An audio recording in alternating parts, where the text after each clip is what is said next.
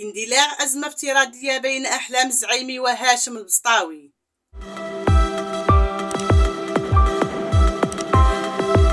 السلام عليكم ورحمة الله، مرحبا بكم.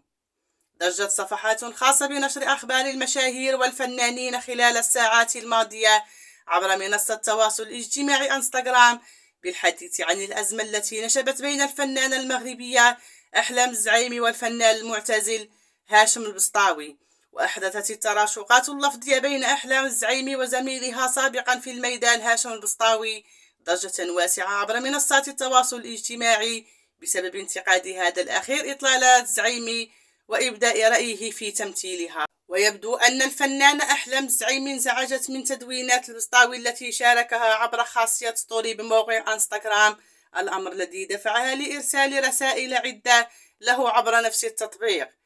وانتقدت الزعيمي تدخل هاشم البسطاوي في إطلالاتها، لا سيما بعد اتخاذه قرار اعتزال الفن بشكل نهائي، مطالبة إياه بعدم الدخول لصفحتها الخاصة لتجنب رؤية صورها الجريئة على حد تعبيره.